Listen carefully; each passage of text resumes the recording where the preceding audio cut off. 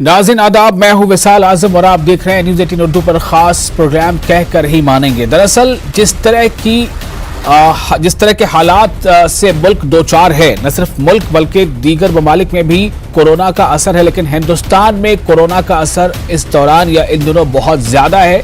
जैसा हमने कुछ कबल ही बताया था कि कोरोना के जो बढ़ते मामले हैं उसके हिसाब से हिंदुस्तान जो है वो दूसरे नंबर पर आ चुका है। मुल्क में जो अमवात है उसके मुताबिक हिंदुस्तान का पूरी दुनिया में हिंदुस्तान के जो नंबर है, वो मकाम है, वो तीसरे नंबर पर है।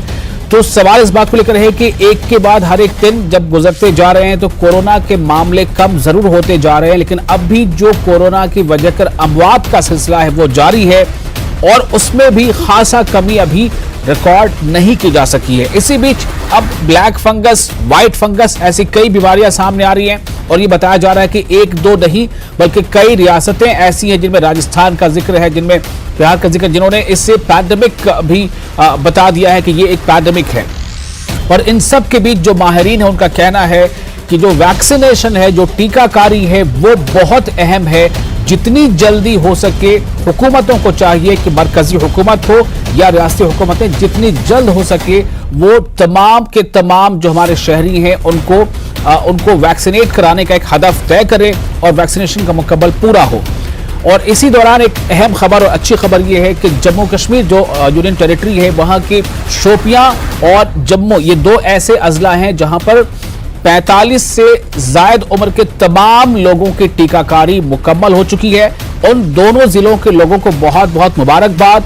और इसके मुकम्मल करने में जो मकामी इंतजामिया है उसकी सताइश करनी चाहिए। मकामी इंतजामिया ने जो वोटर लिस्ट है उसकी मदद ली है ताकि इसकी वैक्सीनेशन की जो कार्रवाई है पूरी की जा सके। आंगनवाड़ी वर्कर्स हैं, BLOs हैं, इनका भी बहुत रोल रहा है। साथ ही साथ मुल्क के कई रियासतों में जो दूसरे दौर की वैक्सीनेशन है उसका भी आगाज हो चुका है। लेकिन सवाल इस बात को लेकर है कि अभी भी इसी मुल्क में ऐसे कई मामले आते हैं जहां पर ये सोचने को इंसान मजबूर हो जाता है कि आखिर वैक्सीनेशन का अमल पूरा कैसे मुमकिन हो पाएगा। जी हां, हम बात करें उत्तर प्रदेश की। उत्तर प्रदेश में बाराबंकी के अतराफ में कई ऐसे गांव हैं जहां पता चला कि वहां पर वैक्सीनेशन के लिए टीम पहुंची है तो लोगों को बस ये खबर मालूम होते देर नहीं लगी, ज्यादातर लोग इलाके से भाग निकले। कई लोगों ने तो सरयू नदी में जाकर के पनाह ले ली कि नदी में वो चले गए। वो ये चाहते थे कि हमें टीकाकारी में शामिल ना होना पड़े। मतलब उनके अंदर इस तरह का डर, खौफ बैठा हुआ है, चाहे वो जिस वजह से हो। उन्हें लगता है कि टीका ले लेंगे तो हमारे लिए और ज्यादा खतरनाक हो जाएगा। ऐसे कई सवाल हैं, शुबहात हैं या मिस इंफॉर्मेशन है। इनके सवालात के ऐसे सवालों के साथ हम आज इसका आगाज कर रहे हैं इस प्रोग्राम का। हमारे साथ कई खास मेहमान मौजूद हैं।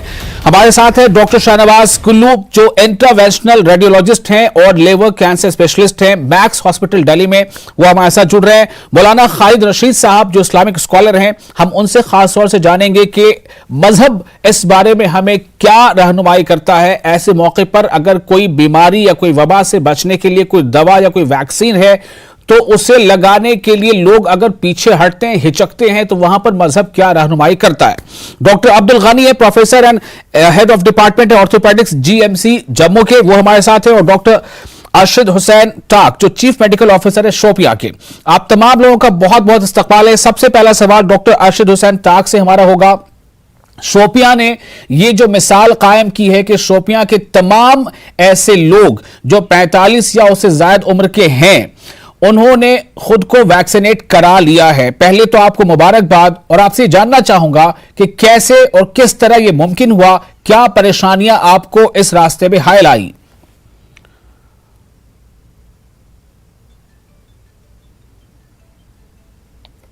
जी डॉक्टर अरशद, आप हमारी आवाज सुन पा रहे हैं?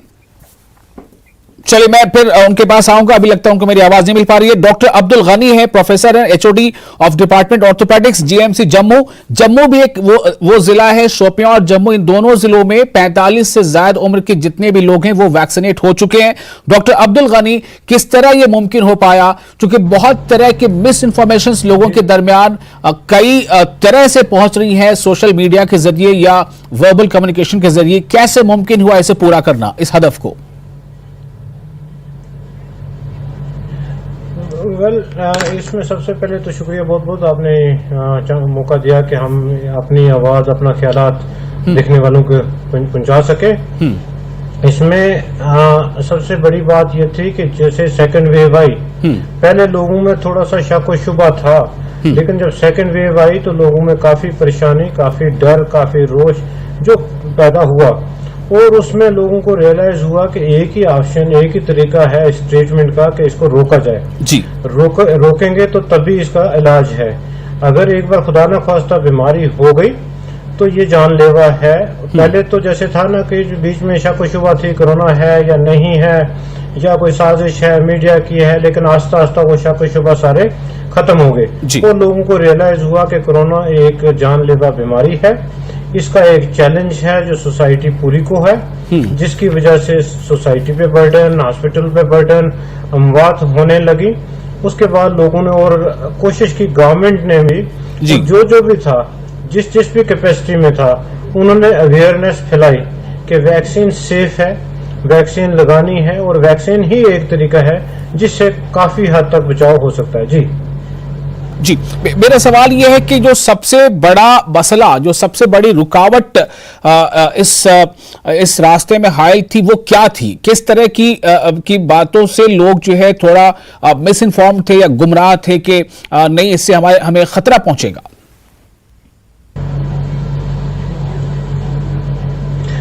क्यों? उसका रीजन ये था कि वैक्सीन के जनरली जो पहले ही मीडिया ने भी और सारी जगह फैला हुआ था कि ऑब्वियसली वैक्सीन बनाते हुए 4-5 साल रहे हैं, आपको ट्रायल चाहिए। लेकिन लोगों को भी ये समझ आ गई कि ये एक एक्स्ट्रा ऑर्डिनरी सिचुएशन है जो वर्ल्ड, पूरा दुनिया फेस कर रही है, और उसमें हिंदुस्तान भी उसकी जद में आया है। यहाँ वो मौका नहीं है कि 4-5 साल वेट करेंगे। पूरा उस तरीके से फास्ट ट्रायल हुए, इमरजेंसी ग्रांट हुआ, रिकमेंडेशन जो है इजाजत दे दी गवर्नमेंट ने भी, एजेंसीज ने भी। और उसका मतलब ये नहीं कि उन्होंने प्रॉपर सेफ्टी ट्रायल नहीं किया, सेफ्टी ट्रायल किए। ऑब्वियसली प्रोसेस जो है, जो महीने लगते थे वो दिनों में आया। तो उसके बाद जो है ग्रेजुअली वैक्सीन जब सब लोगों ने लगानी शुरू की, फिर ग्रेजुअली डेटा जो आया, अभी हमारे यहाँ जो रिसेंटली 2 हफ्ते पहले डेटा रिलीज हुआ, उसमें 100 मौत हुई है, उसमें 93 ऐसी मौत हुई जिसमें कोई वैक्सीन सिंगल डोज भी नहीं लगी तो ये एक ब्रेक थ्रू है, यहाँ पे कहा जा सकता है। मैं एक बार फिर कोशिश करूंगा डॉक्टर अरशद हुसैन से बात करने की। डॉक्टर अरशद, आपको मेरी आवाज मिल पा रही है? हाँ जी डॉक्टर अरशद, आप शोपियां से हैं। मैंने आपके बारे में बताया हमारे नाज़रीन को कि आप चीफ मेडिकल ऑफिसर हैं। मैं ये जानना चाहूंगा कि शोपियां में भी मुकम्मल यानी 100% 45 से ज्यादा जो उम्र के लोग हैं उन्होंने टीकाकारी करवा लिया है। बहुत मुबारकबाद आपको। मैं ये जानना चाहता हूं कि क्या मुश्किलात दरपेश आई इस दौरान, चूंकि कई तरह की जो जानकारी लोगों के पास गलत जानकारियां पहुंची थी, वो लोग इससे बचना चाहते थे। अस्सलाम वालेकुम। पहले मैं आपका शुक्रगुजार हूँ कि जी, वालेकुम सलाम दिया। इस बारे में मैं ये कहना चाहता हूँ कि पहले हमें बहुत मुश्किलात आई। पहले लोगों में खदशात थे कि इससे कुछ खराबियां होती हैं, कि साइड इफेक्ट्स होते हैं, कुछ मतलब बच्चों में प्रॉब्लम होती है, बड़ों में प्रॉब्लम होती है। इसमें क्या हुआ, हमें हमारी एडमिनिस्ट्रेशन ने भी बहुत साथ दिया है, मीडिया ने भी हमें बहुत साथ दिया। और तीसरी बात यह है कि हमने पहले अपने आप को टीकाकार कराया। मतलब हमने हमारे जो हेल्थ केयर वर्कर्स हैं, सपोज बीएमओज थे, डॉक्टर्स थे, पैरामेडिक्स थे, आशाज थी, उन्होंने पहले टीका लगाया, इंजेक्शन लगाया, वैक्सीन लगाया। और हमारे एडमिनिस्ट्रेटर्स ने भी फिर लगाया, मतलब जो फील्ड वर्कर्स हैं उन्होंने टीका लगाया। तो उनसे लोगों में मुझे लगता है किसी हद तक खदशा दूर हो गए। फिर हमने आहिस्ता आहिस्ता फील्ड में जाके जो अबो 45 या अबो 60 इयर्स जो एज ग्रुप थे, उनमें हमने बेदारी पैदा की कि ये वैक्सीन बहुत सेफ है। हमने उनको समझाया, हमने फील्ड में जाके हमारे स्टाफ ने, हमारे आशाज ने, हमारे एडमिनिस्ट्रेटर्स ने, हमारे सभी ने मिलकर काम किया है। ये टीम वर्क था। हम जाके पूरे, मतलब ये हमारा जो शुपियां जिला है, ये हिली एरिया है, हमारे मतलब बहुत सारे मतलब हिली एरियाज हैं, वहां जाके हमने एक रिपोर्ट पढ़ी, उससे हमें ये बात मालूम हुई कि जो मजहबी रहनुमा हैं, जो अकाफ कमेटी के मेंबरान हैं, उनका भी इसमें काफी रोल रहा है बेदारी फैलाने में। हाँ, हम उनके भी शुक्रगुजार हैं कि उन्होंने हमारे साथ शाना बशाना हमारे साथ काम किया। हमने उनको पहले मोटिवेट किया, फिर उन्होंने अपने मस्जिद में जाके या अपने एरियाज में उन लोगों को समझाया कि ये वैक्सीन सेफ है और इस वक्त इसके बगैर कोई चारा नहीं है, मतलब इस कोरोना महामारी से बचने के लिए। पहले तो लास्ट ईयर जो था सिर्फ हमारे पास मास्क था, सोशल डिस्टेंसिंग थी, हैंड सैनिटाइजेशन था। इस साल ये जो वैक्सीन है इससे बचाव है और हमारे जिला में जो पॉजिटिविटी रेट है वो बहुत कम है। इस जो कि हमारे डॉक्टर अरशद आप हमारे साथ बने रहे। इस वक्त मैं जरा रुख करूंगा मौलाना खालिद रशीद साहब का। खालिद रशीद साहब, बहुत तरह की ऐसे बातें लोगों के दरमियान हैं, जो कि आजकल व्हाट्सएप और सोशल मीडिया का ज़माना है, तो कहीं से भी कोई वीडियो जो है वो आ जाता है, सर्कुलेट करता रहता है। कई ऐसे भी लोगों के बयानात सुने गए हैं जो ये कहते हैं कि अगर आप वैक्सीन लेंगे या नहीं लेंगे तो आप उसकी परेशानी झेलेंगे या आपके साथ कुछ बुरा होगा, लेकिन अगर आप वैक्सीन ले लेंगे तो आपकी नस्लें इसे झेलती रहेंगी। ऐसे भी बयानात सुनने को मिली हैं। मैं आपसे जानना चाहता हूं कि आप किस तरह से लोगों में मजीद शऊर बेदार करेंगे, क्योंकि आज ही यूपी से ये खबर आई है। एक तो कबल भी ऐसा वाकया हुआ था कि बाराबंकी उसके आसपास लोगों, जब एक टीम पहुंचती है कहीं तो लोग जो है वैक्सीन न कराना पड़े इस वजह से डर से भाग जाते हैं इलाका छोड़ के। एमपी से ऐसी खबर आई कि वहां टीम पहुंची तो लोगों ने उस वैक्सीनेशन कराने की टीम को वापस भेज दिया। ऐसे में कितना बड़ा एक चैलेंज है और मजहबी रहनुमाई क्या है इस बारे में?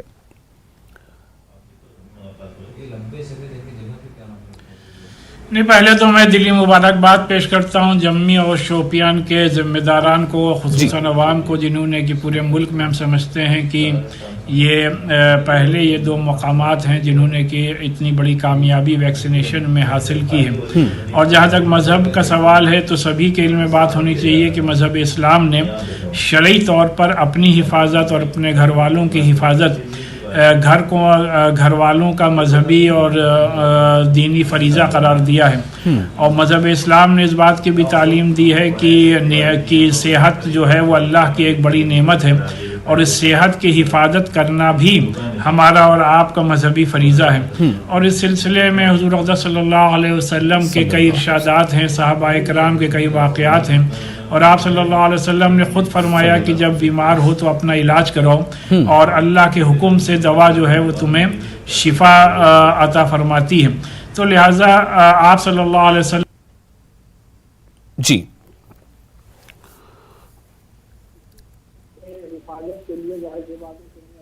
किसी भी मर्ज से हिफाजत के लिए जाहिर सी बात है तुम्हें अपनी दवा और इलाज कराना है। और आप अगर ये देखें तो इससे पहले इसमें कोई मजहब की कैद नहीं है। जो आपने वाक़यात बयान फरमाए हैं उनमें तमाम ही मज़ाहिब के लोग शामिल हैं और जो कि इतनी बड़ी और इतनी खौफनाक बीमारी है तो लिहाजा लोगों के जहनों में काफ़ी इश्कालात और काफ़ी कन्फ्यूजन है। तो हम लोग कोशिश कर रहे हैं कि ये कन्फ्यूजन दूर हो। इसी वजह से हम लोगों ने लखनऊ में अपने यहाँ इस्लामिक सेंटर ऑफ इंडिया ईदगाह लखनऊ में खुद वैक्सीनेशन सेंटर कायम किया है, जिसमें कि अल्लाह के करम से बड़ी तादाद में लोग आ रहे हैं और अपने आप को वैक्सीनेट करा रहे हैं। और हमें लोगों को ये भी बताने की ज़रूरत है कि जितने भी इस्लामिक कंट्रीज़ हैं तमाम इस्लामिक कंट्रीज़ में वैक्सीनेशन कराया जा रहा है। और अभी सऊदी अरब ने भी इस बात को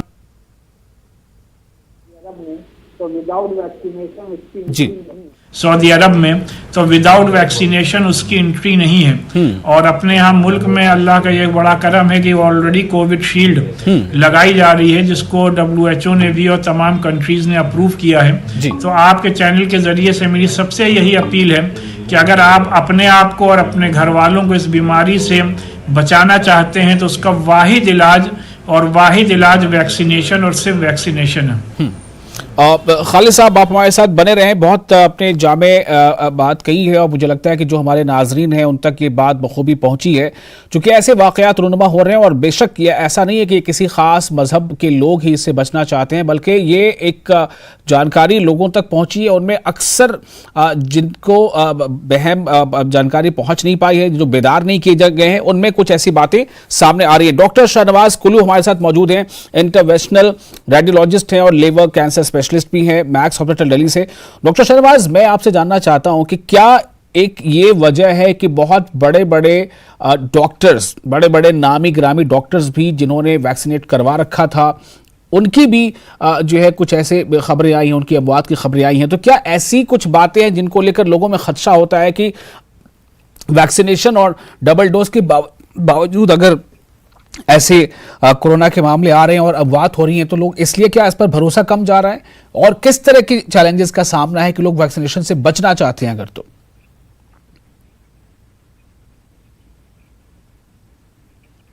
जी बहुत शुक्रिया, बहुत ही अहम सवाल आपने पूछा।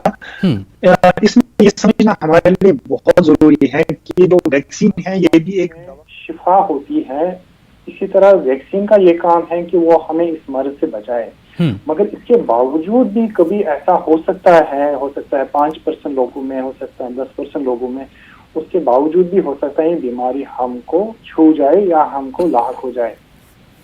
मगर उसके बावजूद भी ये देखा गया रिसर्च से कि जिन लोगों को वैक्सीनेशन के बाद ये बीमारी हो जाती है, उनमें से अक्सर लोगों को, मेजॉरिटी ऑफ देम, उनको माइल्ड डिजीज होती है, बिल्कुल ज्यादा सीवियर सिम्टम्स नहीं होते, और बहुत कम तादाद है उन लोगों की कि जिनको सीवियर डिजीज होती है वैक्सीनेशन के बाद। इसमें यह समझना हमारे लिए बहुत जरूरी है कि जो डॉक्टर्स हैं, जो नर्सेज हैं, जो हॉस्पिटल में हेल्थ केयर प्रोफेशनल्स हैं, वो इस बीमारी में बिल्कुल फोर फ्रंट पे है।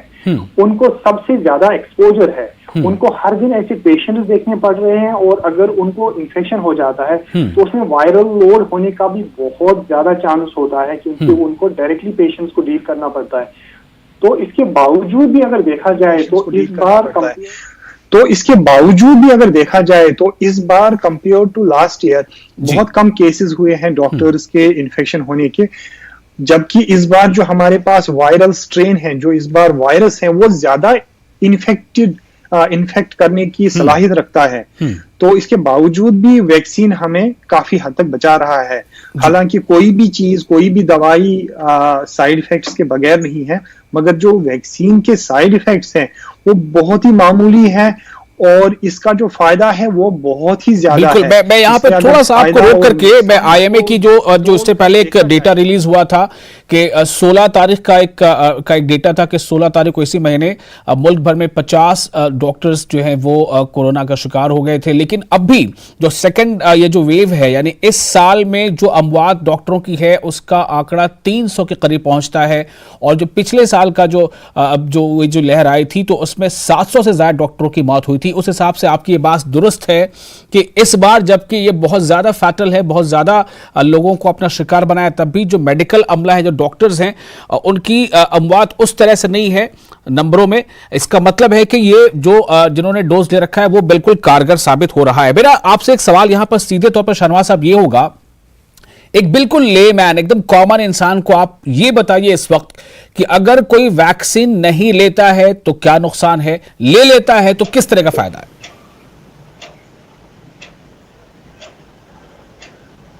बहुत ही अहम सवाल है आपका। देखिए, हमारे पास दो ऑप्शन है, दो में से हमें एक चूज करना है, ठीक है। एक इंसान के लिए इस वक्त सिर्फ ये ऑप्शन है, या तो वो वैक्सीन ले या फिर खुदा न खास्ता ये बीमारी उसको लग जाएगी। अगर वो वैक्सीन ले लेता है तो 99% चांस है कि उसको मामूली से साइड इफेक्ट होंगे, उसके बाद वो बीमारी से महफूज है। पर अगर उसको खुदा न खास्ता बीमारी है तो सिर्फ 80% चांसेस हैं कि वो घर पे ठीक होगा, 20% चांस है उसको हॉस्पिटल जाना पड़ेगा, और हॉस्पिटल जो लोग जाते हैं उसमें ये करीबन 1% लोगों का चांस है कि खुदा ना खास्ता उनकी मौत हो जाएगी। तो इसको अगर हम कंपेयर करेंगे तो वैक्सीन बहुत ही ज्यादा मुफीद है और सेफ है। हालांकि मैंने पहले भी अर्ज किया कि दुनिया में जो भी हमारे पास अद्वियात हैं वो 100% नहीं है, मगर साइंस हमें एक डाटा दे रहा है कंपेयर करने के लिए कि आप देख लीजिए, एक तरफ कोरोना है जिससे खुदा न खास्ता आपकी मौत हो सकती है, दूसरी तरफ वैक्सीन है जिसमें हो सकता है हल्का फुल्का बुखार आ जाए पर आप उसके बाद सेफ है। और ये वैक्सीन सिर्फ इसलिए नहीं लगानी है कि हमें कोरोना से बचना है। आप देखिए, कोरोना के साथ साथ हम माशी परेशानियों का लाहक हो रही है, इकोनॉमिक एक बहरान खड़ा हो रहा है। उसके साथ साथ म्यूकोरमाइकोसिस अब आ जी, रहा है। जी। तो ये वैक्सीन इन सब चीजों के लिए दवा है, इन सब चीजों के लिए कोरोना दवा है। से बिल्कुल, बच हमारे रहे पास हैं। वक्त थोड़ा कम रह गया। मैं चाहूंगा कि कुछ देर के लिए मैं फाइनल कमेंट एक बार फिर से बाकी अपने मेहमानों से ले लूं। डॉक्टर अरशद, मैं आपके पास आना चाहूंगा कि अब यहां से आगे जो अब दूसरा मरहला शुरू होगा उसके लिए क्या तैयारियां आपके पास? देखिए जी, हमारा जो सेकंड डोज है, हमारे पास अभी तक 22% हमने कंप्लीट किया है सेकंड डोज भी जी। और ये मुहिम तो चल रही है। इसमें अब थोड़ा डिले हो गया, 12 वीक। क्यों डिले हो गया? 12 वीक्स एंड 16 वीक्स। पहले था ना 6 वीक्स, अब इसका होगा 12 वीक्स टू 16 वीक्स जी। डिले। इस मतलब से लोगों को हम लोग 12 वीक्स पर देना है सेकंड डोज। तो तीसरी हमारी जो है 18 टू 44 ईयर्स की है, जी। उसकी हम तैयारी कर रहे हैं। इंशाल्लाह नेक्स्ट वीक हम वो भी स्टार्ट कर रहे हैं। वो भी हम बहुत कम टाइम पर कंप्लीट करेंगे। चलिए इंशाअल्लाह। शोपियां से बात हो गई। जम्मू से हमारे साथ डॉक्टर अब्दुल गनी है। Doctor Abdul Gani, second phase के लिए क्या तैयारियां हैं? क्या वाफिर मकदार में जो वैक्सीन चाहिए वो वहां मौजूद है या अभी वक्त लगेगा उनके आने में?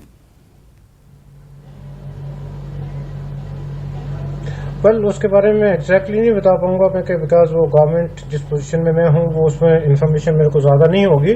और लेकिन गवर्नमेंट अपनी तरफ से मैक्सिमम कोशिश कर रही है, जितना भी हर फ्रंट पे, वो चाहे वैक्सीन पे हो, चाहे ऑक्सीजन पे हो, चाहे रिसोर्सेज पे, मैक्सिमम एफर्ट लग रही है। लेकिन मैं फाइनल मैसेज ये देना चाहूंगा कि यहाँ एज ए सोसाइटी हमारी रिस्पॉन्सिबिलिटी भी है। हम सिर्फ ये हमेशा क्रिटिसाइज करते रहते हैं गवर्नमेंट नहीं ये कर रही, गवर्नमेंट नहीं। हमने इसको रोकना है और रोकने की जिम्मेवारी सबसे पहले हमारी है। एसओपी को फॉलो करें, वैक्सीन लगाएं। जस्ट गवर्नमेंट को क्रिटिसाइज करने से कुछ नहीं होगा। हालात एक्स्ट्रा ऑर्डिनरी हैं और ये ऑर्डिनरी हालात नहीं है, इसमें रिएक्ट में हमने एक्स्ट्रा ऑर्डिनरी तरीके से करना होगा। मौलाना खालिद रशीद साहब, फाइनल कमेंट आपकी तरफ से। जी।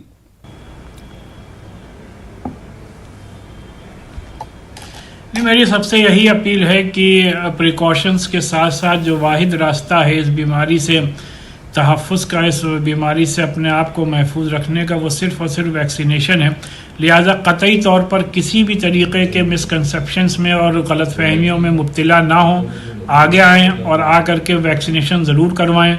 उलमाए कराम भी अपने आप को वैक्सीनेट करा रहे हैं, मैंने खुद वैक्सीनेशन करवाया है। लिहाजा आप लोग किसी भी तरीके के शक व शुबहे में मुब्तला ना हों।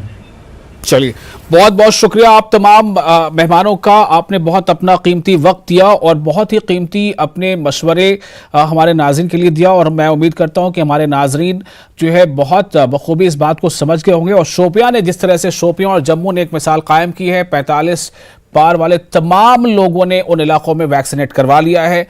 वैक्सीन बहुत ज़रूरी है, इसके बगैर कोई दूसरा कारगर उपाय अभी नहीं है। इसलिए आप प्लीज वैक्सीनेशन जरूर करवा लें। शुक्रिया, आदाब।